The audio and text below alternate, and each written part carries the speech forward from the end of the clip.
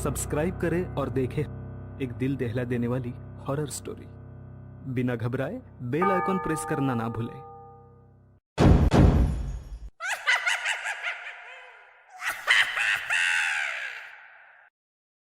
इस कहानी के लेखक हैं धीरज कुमार सालुंके। रात के 12:30 बज रहे थे। कोल्हापुर में धाराशिव जाने वाली सीनियर कॉलेज के छात्रों की बस जंगल के रास्ते से गुजर रही थी। ट्रिप खत्म करके वे वापस धाराशिव आ रहे थे। दिन भर मौज मस्ती करने की वजह से सभी छात्र थक कर सो गए थे। दरवाजे की सीट के पास विकास सर और सुशील सर खर्राटे ले रहे थे। बस ड्राइवर विजय मामा भी नींद में बस चला रहे थे। उनके बगल वाली सीट पर प्यून पांडु मामा बैठे हुए थे कि तभी बस के सामने जंगली सुअरों का झुंड आया। विजय मामा ने बस जंगल में रोक दी।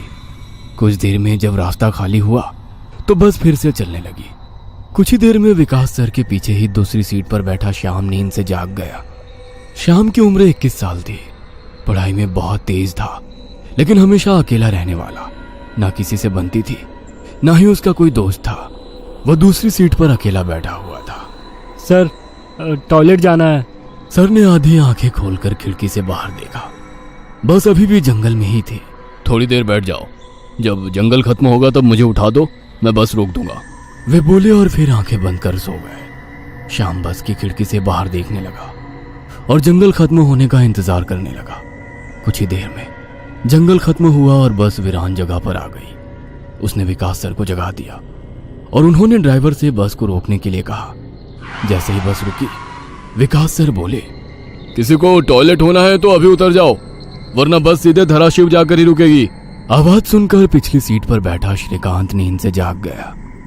विकास सर टॉर्च लेकर पहले बस से बाहर उतर गए। उनके पीछे पीछे श्याम और श्रीकांत भी उतरे और वो दोनों अलग अलग झाड़ी के पीछे टॉयलेट करने गए। श्याम टॉयलेट करके वापस आया, लेकिन श्रीकांत अभी भी नहीं आया था कि तभी श्रीकांत जोर से चिल्लाया। उसकी आवाज सुनकर विकास सर और श्याम उसकी ओर भागे, लेकिन तभी श्रीकांत झाड़ी से बाहर आया। क्या हुआ, क्यों चिल्लाए थे? कुछ नहीं सर, चप्पल से होकर कांटा पैर में चुभा। उसकी आवाज सुनकर ड्राइवर और प्यून भी नीचे उतरे थे। वो सब बस में वापस चढ़ने ही वाले थे कि तभी एक बाइक बस के सामने आकर रुक गई। अरे भाई साहब, यहाँ के नहीं हो क्या आप? क्या आपको पता नहीं कि इस रास्ते पर लोगों को हमेशा चकवा लगता है? बाइक चलाने वाला बोला। चकवा नाम सुनकर विकास सर बोले, हाँ पता है, हम बस निकल ही रहे हैं। और वो सब बस में बैठ गए। सर, वो आदमी किस चकवे के बारे में बात कर रहा था? प्यून ने अगली सीट से ही मुड़कर विकास सर से पूछा। हिंदी में चकवा मतलब छलावा, छलावा मतलब भूत। कहते हैं जो लोग रात में सफर करते हुए मरते हैं, उनकी आत्मा छलावा बन जाती है। छलावा रात को सफर करते हुए यात्रियों को पकड़ लेता है और उन्हें अपने गंतव्य स्थल तक पहुंचने ही नहीं देता। वो बस उन्हें उसी जगह पर घुमाते रहता है। कितना भी भाग लो या फिर गाड़ी तेज भगाओ, आप उसी जगह पर आ पहुंच जाओगे जहां आपको छलावा ने पकड़ लिया था।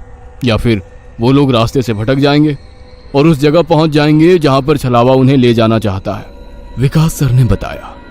इसके बाद ड्राइवर बोला, और यात्री रात भर उसी जगह पर बार बार घूमते हैं। वो तब तक रास्ता भटकते हैं जब तक सूरज ना उगे। जैसे ही सूरज उगता है, उनकी ताकत कम हो जाती है। मेरे कुछ ड्राइवर दोस्त हैं, उनको भी छलावे ने पकड़ लिया था। कहते हैं छलावा बस उन्हीं यात्रियों को पकड़ता है जो थके हुए होते हैं, क्योंकि उन पर हावी होना बहुत आसान होता है ना। फिर तो छलावा बहुत ही खतरनाक है। प्यून घबराते हुए बोला, अरे कुछ खतरनाक नहीं है, ये सब अंधविश्वास है। ड्राइवर जब थक जाता है तो रात में उसे रास्ता समझना मुश्किल हो जाता है, इसलिए उसे भ्रम हो जाते हैं और वो रास्ता भटकता है। इसे ही अनपढ़ लोगों ने भूत यानी चकवा या छलावा का नाम दिया है, विकास सर बोले। ये सभी बातें श्याम और श्रीकांत सुन रहे थे। नहीं सर, छलावे होते हैं और कुछ छलावे तो जानलेवा भी होते हैं। मेरे दादाजी को छलावे ने इतना परेशान किया था कि मरते मरते बचे थे। रात को जितने भी एक्सीडेंट होते हैं, उनमें से कुछ ना कुछ एक्सीडेंट छलावे के कारण ही होते हैं। वो रात के बेरहम शिकार होते हैं। यात्रियों की थकान और डर ही उनकी ताकत होती है। शिकारियों की तरह ही वे यात्रियों को डराते हैं, भगाते हैं और उनकी जान लेकर उनका शिकार करते हैं। हमें बस इतना पता चलता है कि कार एक्सीडेंट में उनकी मौत हो गई है, लेकिन मौत का कारण छलावा ही होता है सर। श्याम ने डरावनी आवाज में कहा। सर, इस का कुछ मत सुनो, इसकी बुआ राइटर है, उन्हीं से सुनी होंगी ये बातें। और राइटर लोगों का तो काम ही होता है बातें बनाना, उसी से तो उनका घर चलता है। पिछली सीट पर बैठे श्रीकांत ने कहा, श्रीकांत चुप हो जाओ और सो जाओ, उन्होंने डांटते हुए कहा। और उसके बाद सभी लोगों ने आंखें बंद कर ली और सो गए। कुछ समय बीता, शाम अभी भी जाग रहा था और खिड़की से बाहर देख रहा था। बस किसी जंगल के बीचों बीच से गुजर रही थी कि तभी उसने देखा कि रास्ते के किनारे एक बंद पड़ी चाय की टपरी है। लेकिन ये चाय की टपरी तो मैंने पीछे भी पहले वाले जंगल में देखी थी। वह मन ही मन बोला और खिड़की के बाहर देखने लगा। तब उसे पता चला कि वो तो वही जंगल है जो वीरान जगह से पहले आया था। वह भागते हुए ड्राइवर के पास गया। विजय मामा नींद में बस चला रहे थे, बीच बीच में आंखें झपका रहे थे। विजय मामा, बस कौन से जंगल में है? होगी किसी जंगल में। रास्ते में जंगल कम है क्या? नहीं मामा, हम वापस उसी जंगल में पहुंच गए हैं जहां पर बस के सामने जंगली सुअर आ गए थे। नहीं बेटा, तुम्हें कुछ तो गलतफहमी हो रही है। वो जंगल तो कब का पीछे छूट गया है ना। उनकी बहस सुनकर विकास सर नींद से जाग गए। क्या हुआ श्याम? सर, हमें छलावा लग चुका है। उसने हमें पकड़ लिया है क्योंकि बस वापस उसी जंगल में आई है जहां से पहले गुजरी थी। लेकिन विकास सर भी ड्राइवर की तरह उस पर विश्वास नहीं कर रहे थे। सर, अगर आपको मेरी बात पर यकीन नहीं हो रहा है तो बाहर देखो। अभी कुछ देर रास्ते के किनारे एक ट्रक दिखाई देगा जो एक्सीडेंट में पलटी हो चुका है। और कुछ ही देर में रास्ते के किनारे सभी को पलटी हुई ट्रक दिखाई दी। ये देखकर सभी हैरान हो गए थे। ड्राइवर ने भी मान लिया कि श्याम सच बोल रहा है कि तभी जंगल खत्म हो गया और बस वही सुनसान वीरान जगह पर पहुंच गई जहां पर वो कुछ देर पहले टॉयलेट करने के लिए रोक दी गई थी। ये देखकर सभी की आंखें फटी की फटी रह गई थी। विकास सर की तो बत्ती ही गोल हो गई थी। श्रीकांत पिछली सीट से आगे आ चुका था। सबके चेहरे का रंग उड़ गया था।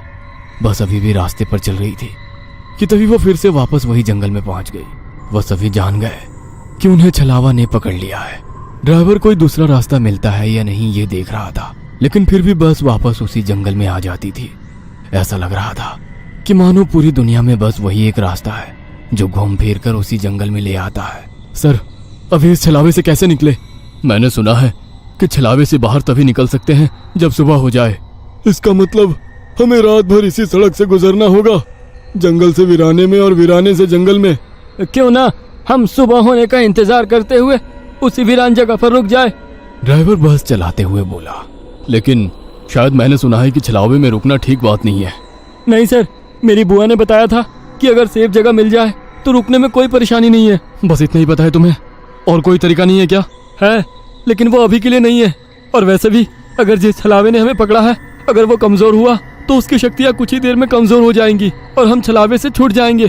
फिर वो छलावा हमें नहीं पकड़ सकता। इन सभी की बातें सुनकर सोए हुए सुशील सर जाग गए।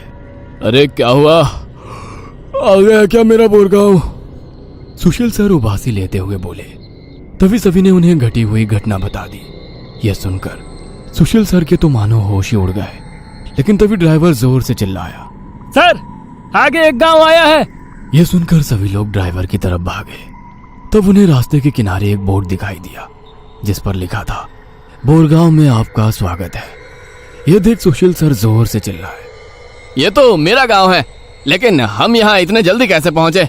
हमें तो कोल्हापुर से निकले मुश्किल से 2 घंटे हो गए हैं और मेरा गांव कोल्हापुर से 6-7 घंटे की दूरी पर है।